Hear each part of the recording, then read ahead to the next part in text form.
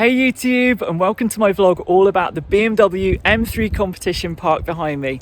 Somehow 3 months have already flown by and it's time to send this car back to the lovely people at BMW. Now, before I tell you any more, I'm going to jump in the car because it's Baltic outside today and I'm freezing.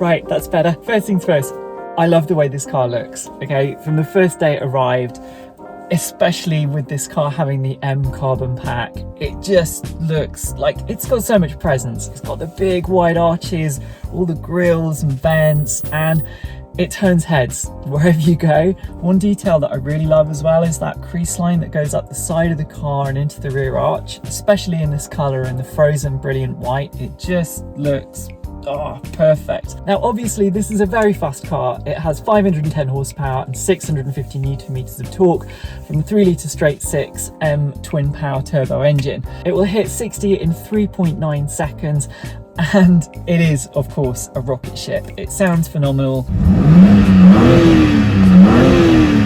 You have to be quite restrained at times driving on the road, and it's really handy actually having the head-up display in this car which reminds you of the speed limit wherever you're driving. Now this car is of course rear-wheel drive as you would imagine with an M3, but it's worth saying that you can now have your M3 in all-wheel drive flavour by selecting the X-Drive Saloon option.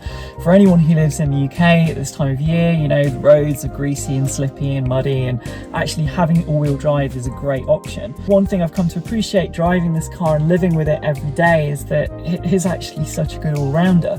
Of course it's really fast, it holds the road really well like you would expect from a top-level M car, but it's much more than that. It's got so much depth of character, and actually it's really comfy for long journeys, all the kind of things that you would want a car to do. This car just does in so much style. Now one of the first things you notice walking around this car is that it's got the M Carbon pack. Now this is a £6,750 option which gives you two things. It gives you the M Carbon bucket seats and all the carbon that you'll see in the interior of the car. First off, I really want to talk about the seats. To me, the seats in a car are such an important part of how you interface with the car, especially as a racing driver. You know, you rely on the support you get through a seat to give you the feel of what the car is doing. If you've ever got into a road car with a full-on bucket seat, it's just too much. You can't turn around, you can't see behind you, but the seats in this car are just absolutely perfect. They're electronically adjusted, so you can change pretty much every dimension. They're heated, they've got these beautiful cutouts in them, and they just hold you perfectly. The very day this car arrived, I drove straight down to Cornwall, which was a 5-hour journey. It's worth saying I also was recovering from 3 broken ribs and a broken collarbone after an accident. I could have carried on going for hours and hours. These are the most comfortable seats I've ever experienced in a road car, period. Worth every penny, believe me. They also have all these lovely details too, like the M3 light that lights up. As you walk up to it at night, they just light up, and it's a really lovely little detail which just makes the whole car feel very special.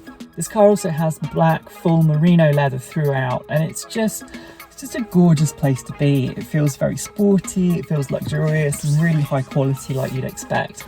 This car comes with the Harman Kardon sound system as standard.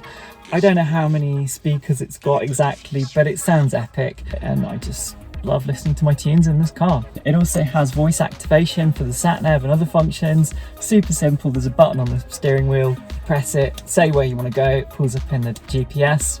Perfect. Everything in this car is customizable, from the mood lighting, which I currently have set on green, through to the M buttons on the steering wheel, which is another thing that I really want to talk about because it's such a clever idea. Obviously, you can configure the M mode in the car using various different elements, whether you want the stiffest chassis setting, whether you want the most responsive engine and throttle map, how you want the steering to feel, how you want the brakes to feel, all these things things are minutely adjustable, but the really clever thing that they've done is have these two M buttons on the wheel, which means you can simply select the settings you like most, hold the button down, and it saves them. You can be driving around, suddenly you're on your favourite bit of road, you literally press the button and straight away you have your favourite mode activated. It's just a fantastic idea and it works perfectly. One thing that I didn't get to try out, unfortunately, is the drift analyzer.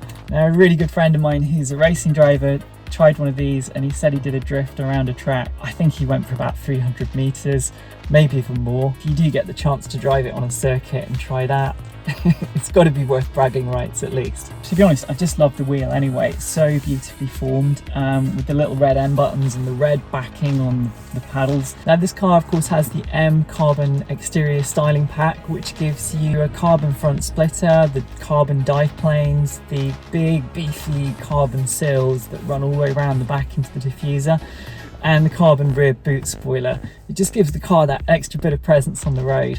To wrap up, I just wanted to have one final thought, which is with the onset of electrification, we're at a point in history where I guess the combustion engine only has so many more years left in its lifespan. It's sad to think that cars like this maybe won't be around. Is this the final zenith of the M3?